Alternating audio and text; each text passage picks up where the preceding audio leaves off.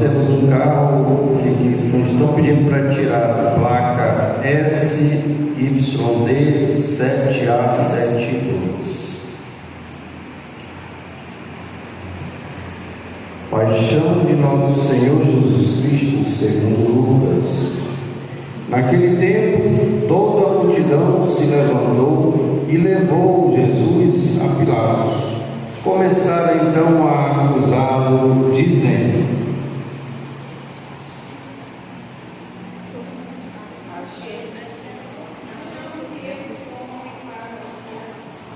fazendo subversão entre o nosso povo, proibindo pagar impostos a César e afirmando ser ele mesmo o Cristo Rei. Pilatos o interrogou: Tu és o rei dos judeus? Jesus respondeu: declarou. Tu dizes. Então Pilatos disse aos sumos sacerdotes e à multidão: Não encontro neste homem nenhum crime. Eles, porém, insistiam: Ele agita o povo, ensinando por toda a Judéia, desde a Galileia, onde começou, até aqui. Quando ouviu isto, Pilatos perguntou: Este homem é galileu? Ao saber que Jesus estava sob a autoridade de Herodes, Pilatos enviou a este, pois também Herodes estava em Jerusalém naqueles dias. Herodes ficou muito contente ao ver Jesus, pois havia há muito tempo desejava vê-lo. Já ouvira falar a seu respeito e esperava vê-lo fazer algum milagre. Ele interrogou com muitas perguntas. Jesus, porém, nada lhe respondeu. Os sumos sacerdotes e os mestres da lei estavam presentes e o acusavam com insistência. Herodes, com seus soldados, tratou Jesus com desprezo, zombou dele, vestiu-o com uma roupa vistosa e mandou de volta a Pilatos. Naquele dia, Herodes e Pilatos ficaram amigos um do outro, pois antes eram inimigos. Então Pilatos convocou os sumos sacerdotes, os chefes do povo, e lhe disse: Vós me trouxeste este homem como se fosse um agitador do povo. Pois bem, já o interroguei diante de vós e não encontrei nele nenhum dos crimes que o acusais. Nem Herodes o mandou de volta para nós. Como podeis ver, ele nada fez para merecer a morte. Portanto, vou castigá-lo e soltá-lo. Toda a multidão começou a gritar: Fora com ele, solta-nos Barrabás. Barrabás tinha sido preso por causa de uma revolta na cidade e por homicídio. Pilatos falou outra vez à multidão, pois queria libertar Jesus, mas eles gritavam: Crucificai-o, crucificai-o. E Pilatos falou pela terceira vez: Que mal fez este homem? Não encontrei nele nenhum crime que mereça a morte. Portanto, vou castigá-lo e o soltarei. Eles, porém, continuaram a gritar com toda a força, pedindo que fosse crucificado. E a gritaria deles aumentava sempre mais. Então Pilatos decidiu que fosse feito o que eles pediam. Soltou o homem que eles queriam, aquele que fora preso por revolta e homicídio, e entregou Jesus à vontade deles. Enquanto levava Jesus, pegaram um certo Simão de Cirene, que voltava do campo, e puseram-lhe a cruz para carregá-la atrás de Jesus. Seguia uma grande multidão do povo e de mulheres que batiam no peito e choravam por eles. Jesus, porém, voltou-se e disse: Filhas de Jerusalém, não choreis por mim, chorai por vós mesmas e por vossos filhos, porque dias virão e se dirá: felizes as mulheres que nunca tiveram filhos, os ventres que nunca deram à luz e os seios que nunca amamentaram. Então começaram a pedir as montanhas: caí sobre nós, e as colinas: respondei-vos: por que se fazem assim com a árvore verde, o que não farão com a árvore seca? Levavam também outros 2 malfeitores para serem mortos juntos com Jesus. Quando chegaram a um lugar chamado Calvário, ali crucificaram Jesus e os malfeitores, um à sua direita e outro à sua esquerda. Jesus dizia: Pai, perdoa-lhes, eles não sabem o que fazem. Depois fizeram um sorteio, repartindo entre si as roupas de Jesus. O povo parecia lá, olhando, e até os chefes zombavam, dizendo: a outros ele salvou, salva-se a si mesmo, se de fato é o Cristo de Deus, o escolhido. Os soldados também caçoavam dele, aproximavam-se, ofereciam vinagre e diziam: se és o rei dos judeus, salva-te a ti mesmo. Acima dele havia um letreiro: este é o rei dos judeus. Um dos malfeitores crucificados o insultava, dizendo: Tu não és o Cristo? Salva-te a ti mesmo e a nós. mas o outro repreendeu, dizendo: Nem sequer temes a Deus, porque sofres a mesma condenação. Para nós é justo, porque estamos recebendo o que merecemos, mas ele não fez nada de mal. E acrescentou: Jesus, lembra-te de mim quando entrares no teu reinado. Jesus lhe respondeu: Em verdade eu te digo, ainda hoje estarás comigo no paraíso. Já era mais ou menos meio-dia, e uma escuridão cobriu toda a terra até as 3 horas da tarde, pois o sol parou de brilhar. A cortina do santuário rasgou-se pelo meio, e Jesus deu um forte grito: Pai, em tuas mãos entrego o meu espírito. Dizendo isto, expirou.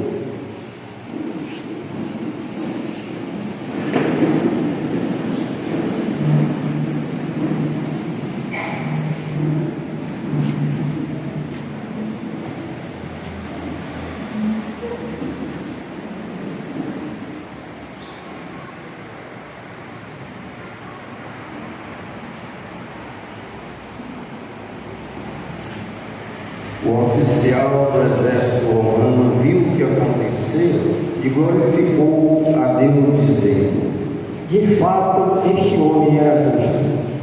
E as multidões que tinham acorrido para assistir viram o que havia acontecido e voltaram para casa batendo no peito. Todos os conhecidos de Jesus, bem como as mulheres que o acompanhavam desde a Galileia, ficaram à distância, olhando estas coisas. Palavra da salvação. Glória a vós, Senhor.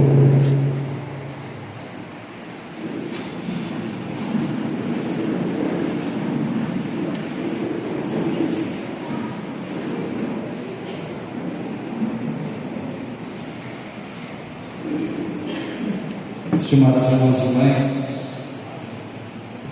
nós estamos na Semana Santa e, como já falávamos no início da nossa procissão, para nós cristãos, esta é seguramente a semana mais importante do nosso ano litúrgico, porque não só recordaremos, ou seja, faremos em memória de que, por amor, Jesus se entregou e se doou a nós, mas também celebraremos, ao final de todo este ato de recordar a entrega de Jesus, a certeza de que uma vida gasta por amor não termina na morte. E é por isso que nós acreditamos na ressurreição. E a ressurreição de Jesus é para nós mulheres de fé, a resposta de Deus para aqueles que, assim como Jesus, ousam passar por este mundo realizando o bem. Nós ouvimos as leituras, primeira leitura tirada do livro do profeta Isaías. Aqui nós já tivemos ocasião de comentar outras vezes. Aparece uma figura chamada servo sofredor. Lá na Sexta-feira Santa nós ouviremos novamente um outro trecho do profeta Isaías em que se menciona este servo sofredor. E temos umas características importantes a serem destacadas a respeito deste servo. Primeiramente, ele é um servo, ele é um servidor, é alguém que está atento à vontade de Deus e que é chamado a falar em nome de Deus. Este servo sofredor é um servo injustiçado. Ele não cometeu injustiças, mas ele é maltratado, ele é perseguido, ele é humilhado. Mas tem uma outra característica muito importante: ele permanece fiel, ele não se lamenta, ele não reclama, ele não se revolta, mas permanece fiel porque sabe que Deus está com ele. Diz a palavra: conservei o rosto impassível como pedra, porque sei que não sairei humilhado. Os primeiros cristãos, os nossos irmãos e irmãs que nos precederam lá no início da nossa fé, no início do cristianismo, quando liam este trecho do profeta Isaías, identificavam: é de Jesus que ele está falando. Quem é esse homem que é fiel ao longo de toda a sua vida, que não renunciou ao projeto de Deus porque encontrou dificuldades, que não abandonou a missão porque os sofrimentos vieram até ele, mas que permaneceu fiel até o fim? É claro que este homem é nosso Senhor Jesus Cristo. Então essa leitura já nos coloca também no início desta Semana Santa a par do que vai acontecer com Jesus. A segunda leitura é um resumo de tudo aquilo que nós estamos por celebrar. Que Jesus, sendo Filho de Deus, ele se fez igual a nós, não usou da sua divindade para se vingar, para devolver as injustiças, mas se faz humilde, se faz servo até a morte, e diz a morte de cruz, porque ele sabe que a perseguição que estão lhe infligindo é por conta do seu amor e da sua fidelidade. E ele sabe que, ao nos indicar o caminho do amor e da fidelidade, ele está nos indicando o caminho da salvação. Assim, irmãos e irmãs, para nós, ao lermos esta segunda leitura, em que Jesus novamente é exaltado pela sua obediência ao projeto de Deus, somos convidados também a perceber que, se nós quisermos alcançar com Jesus a vida nova que vem da ressurreição, nós somos convidados a imitá-lo nos seus gestos de amor e de humildade. Ou seja, não existe um caminho alternativo à salvação que não passe pela imitação de Jesus. E o nosso desejo mais profundo, enquanto homens e mulheres de fé, enquanto cristãos, deveria ser tão somente este: sermos imitadores do Mestre. O desejo mais profundo que deveria fazer o nosso coração pulsar, vibrar, apesar das fragilidades que carregamos, é: eu quero ser igual a Jesus, eu quero também ser fiel. Eu também quero viver a minha vida neste mundo por amor. Eu também quero renunciar a qualquer pretensão de ser melhor, de humilhar, de maltratar, de ser violento com os outros, porque o meu mestre, o meu Senhor, aquele que deu a vida por mim, me ensinou a viver amor e humildade, mesmo quando injustiçado. E aí, irmãos e irmãs, nesses tempos em que se fala muito de justiça, de Deus, muitas vezes o que se fala não é o exemplo de Jesus, mas é aquilo que estava lá no Antigo Testamento: olho por olho, dente por dente. E Jesus não nos ensinou isso. Ah, mas eu não aceito este caminho. Ah, esse caminho é muito duro. Este é o caminho que Jesus viveu. E diz a segunda leitura: foi por viver a sua fidelidade, se fazendo obediente até a morte, que Deus o exaltou e deu um nome acima de qualquer outro nome. E ao nome de Jesus, no céu e na terra, todo joelho deve se dobrar. Ou seja, é um ensinamento muito claro, mais uma vez para nós, que não existe um caminho alternativo. Jesus é a referência, é o modelo, é Jesus que nós somos convidados e convidadas a imitar na nossa vida, a fazermos as nossas opções parecidas com as suas opções.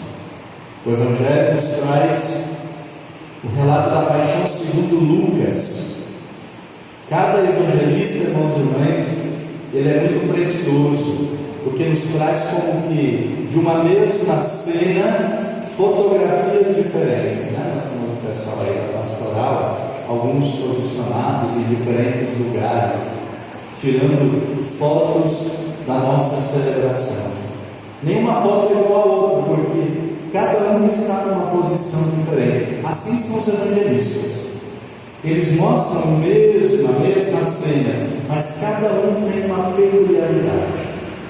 E qual seria a lente de São Lucas, a lente fotográfica de São Lucas, que está presente em todo esse evangelho maravilhoso que nós lemos hoje, para nos indicar já o que vai acontecer esta semana, mas queremos celebrá-lo na paixão de Jesus na sexta-feira, recordando a sua entrega e a sua morte.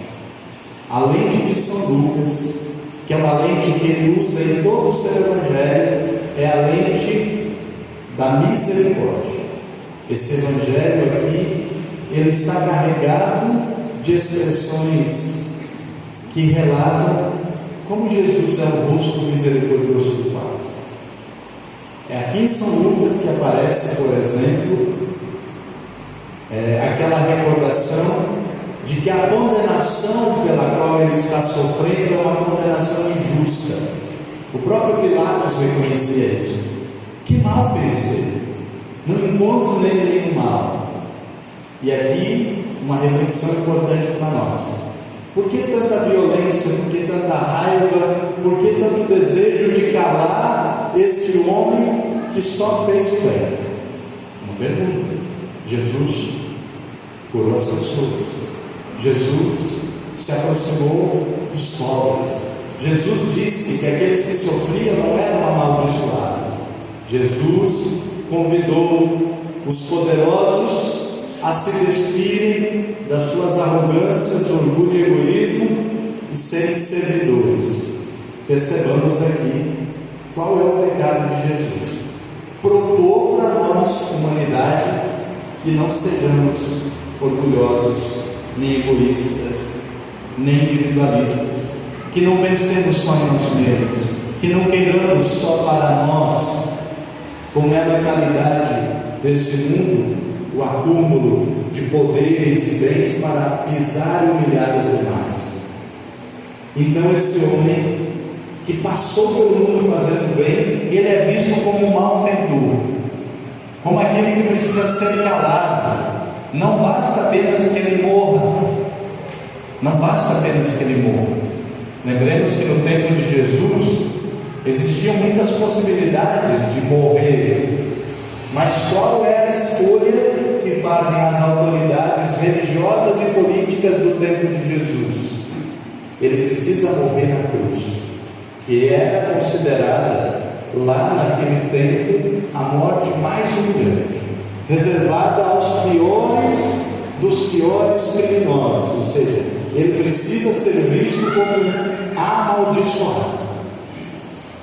E aqui então nós vemos toda a revolta das autoridades, porque incomodadas, porque convidadas a renunciar do seu egoísmo, das suas injustiças, do seu pecado, e eles falaram: nós não queremos renunciar a isso, nós acreditamos no poder da opressão, no poder dos bens materiais, no poder de quem tem as armas, no poder de quem humilha, de quem pisa, e eles não serão capazes de acolher a proposta de Jesus. Nesse trecho de São Lucas, vocês perceberam, ele passa praticamente o tempo todo em silêncio.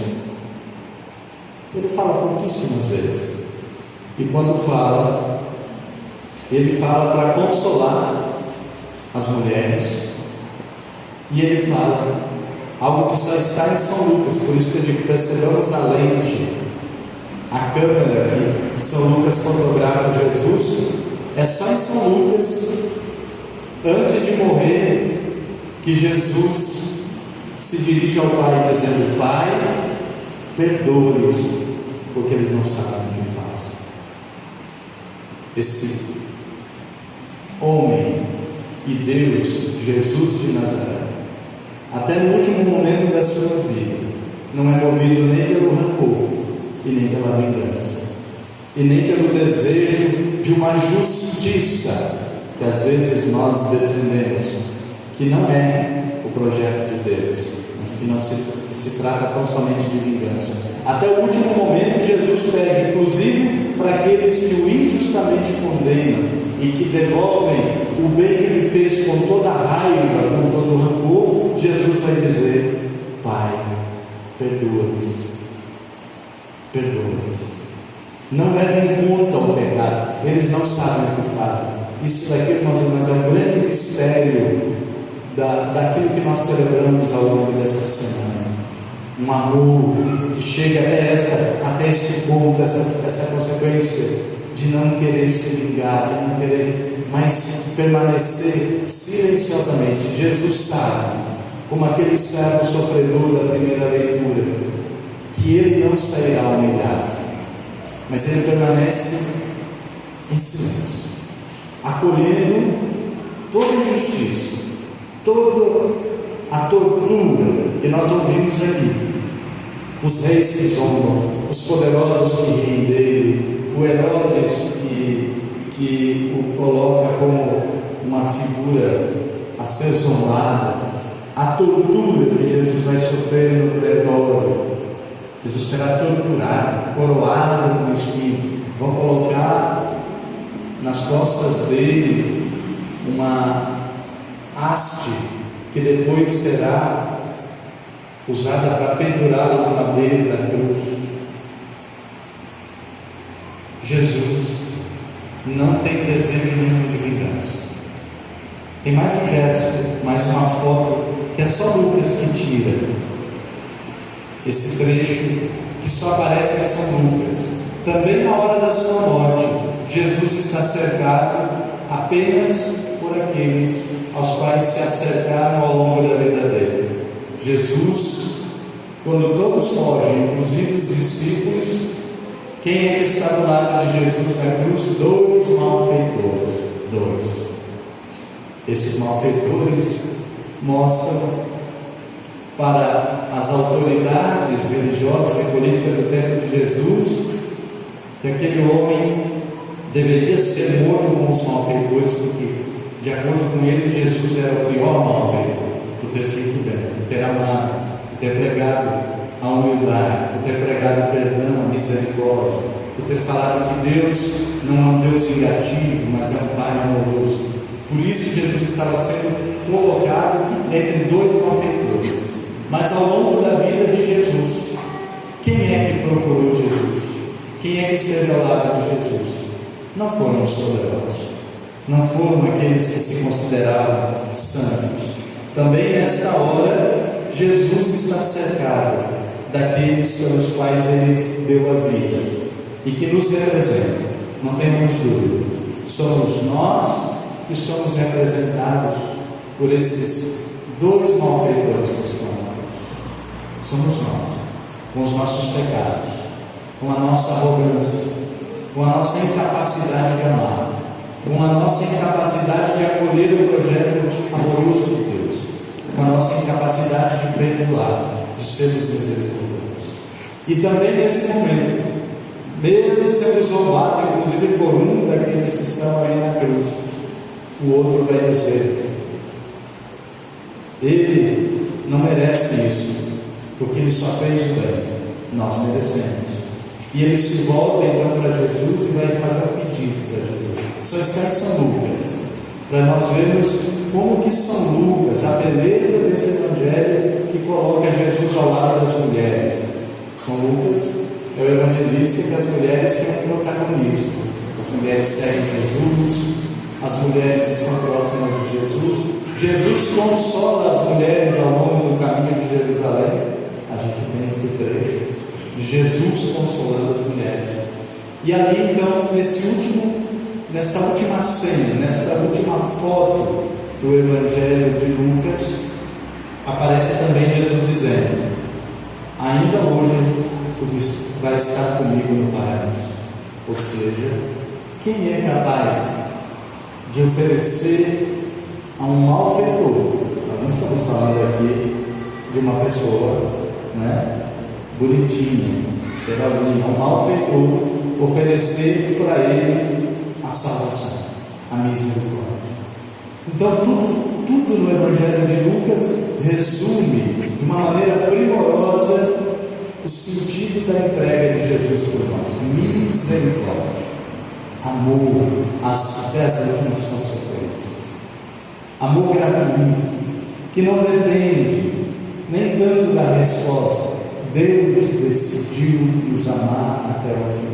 Jesus, representando o amor de Deus, se doou por nós até o fim. O que Jesus nos pede? Como pedia naquele tempo, e nos vai pedir hoje, especialmente nessa Semana Santa, que nós sejamos capazes de acolher o seu amor. Não apenas como, eu vou usar essa expressão, irmãos e irmãs, consumidores da misericórdia. Eu quero o amor de Deus para mim, mas eu não quero viver o amor de Deus em mim. Nós não podemos só querer o amor de Deus. Eu quero o amor de Deus, eu quero as bênçãos de Deus. Mas você quer viver o amor de Deus? O amor de Deus não. Percebamos que existe uma contradição.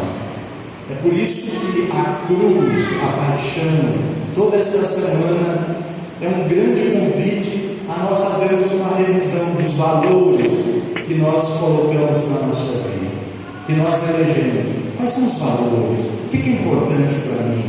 Por quem ou por que eu estou disposto a gastar a minha vida? Eu apoio projetos de vida ou eu apoio projetos de morte? Eu apoio iniciativas de amor e bondade ou eu aprovo iniciativas de exclusão e opressão? A vida de Jesus vai nos colocar diante de uma opção. A morte, a entrega de Jesus vai nos convidar a fazermos uma escolha. Tem mais uma foto do Evangelho de São Lucas que diz: todos os evangelistas falam que Simão Sirineu foi chamado a carregar a cruz com Jesus. Todos falam. Mas é somente São Lucas que vai dizer, como nós ouvimos, vocês podem voltar lá no Evangelho, que Simão Sirineu carregava a cruz atrás de Jesus. O que isso tem de importante? Para São Lucas é muito importante. Todo discípulo é aquele que vai atrás do Mestre. É aquele que é chamado a carregar a cruz, ou seja, a fazer as mesmas escolhas, as mesmas opções que o Mestre fez. Então, Simão Sirineu se torna para nós aqui o modelo, o protótipo, o exemplo. Claro que Jesus é o exemplo maior, porque ele é o Mestre, mas os discípulos, os seguidores, precisam ser como Simão Sirineu, aqueles que aceitam carregar a cruz seguindo os passos do Mestre Jesus. Então, meus irmãos, esta é para nós uma semana muito importante. Eu já falei para vocês e quero repetir: é a semana mais importante do ano. Por isso que a gente vive esta semana santa como um grande retiro, como um grande momento de silêncio. É importante silenciar, é importante refletir, é importante que nós encontremos espaços no nosso dia corrido, na nossa vida agitada, em meio a tantas preocupações que a gente carrega, para pensarmos e refletirmos: quem é Deus? O que Ele faz por mim? O que Ele pede para mim? O que Ele deseja? Como é que Ele deseja que eu viva a minha vida? Essa para nós é a semana em que nós recordaremos que, apesar das nossas infidelidades e fragilidades, apesar dos nossos pecados, Deus não nos abandona. Ele nos ama e Ele dá a sua vida e nos ensina o caminho e nos ajuda a fazermos uma opção, a opção que conduz à vida eterna, a opção que conduz à salvação, a opção que conduz à ressurreição, que foi a opção de Jesus: amar até o fim, amar mesmo quando injustiçado, amar mesmo quando humilhado, amar mesmo quando todos fogem, amar mesmo quando todos o insultam e zombam. Precisa ter coragem. Precisamos da força que brota desse amor que nasce da cruz. E por isso é que nós cristãos, então, vamos olhar agora para a cruz não apenas como um instrumento do suplício e da condenação, mas como um sinal da nossa salvação. É por isso que nós adoramos a Santa Cruz. É por isso que na sexta-feira nós iremos beijar a cruz. Não porque queremos sofrer, porque queremos a morte, não, porque nós reconhecemos que ali no madeiro sagrado Deus demonstrou o seu projeto de salvação para todos. Mas antes de celebrarmos a morte, paixão e morte de Jesus, nós seremos convidados a segui-lo essa semana muito importante, Quinta-feira Santa, a última ceia de Jesus. Vamos prestar atenção no que Ele vai pedir para nós. Sexta-feira Santa, nós adiantamos hoje o Evangelho da Paixão, para que a gente já viva toda esta semana nessa perspectiva desse retiro. O que isso me toca? O que diz para mim? Para que nós não sejamos pegos na superficialidade. E depois, é claro, que somos convidados a celebrar um amor doado, uma vida vivida por amor, uma vida vivida sem maldade. Ela é exaltada, ela é ressuscitada. E aí, então, na Vigília Pascal, celebraremos a grande vitória do amor, a grande vitória do amor que suplanta a morte do pecado. Acolhamos, irmãos e irmãs, essa proposta de amor que Deus nos faz, esse convite a olhar para a nossa vida. Não olhamos para a vida dos outros, olhamos para a nossa vida. Como esse amor me toca, o que esse amor me pede, o que essa entrega, essa paixão, né? A gente usa essa palavra paixão, né? Com vários sentidos, mas esse Deus apaixonado para nos salvar, que não desiste de nós, até o último momento lá na cruz, até o último momento. Pai, perdoa. Isso é São Lucas a nos mostrar, a nos jogar, dizendo assim: olha, nós agimos com raiva, com egoísmo, com injustiça, com pecado, e Deus nos devolve com amor. E Jesus nos ensina que é assim que Deus faz. Mas Jesus, claro, que nos convida não só saber quem é Deus, mas descobrir a alegria que Ele descobriu de viver o projeto de Deus, que é um projeto de felicidade, que é o que Ele deseja para todos nós. Louvado seja nosso Senhor Jesus Cristo. Para sempre seja louvado. Creio em Deus Pai Todo-Poderoso, Criador do céu e da terra, e Jesus Cristo, seu único Filho, nosso Senhor, que foi concebido poder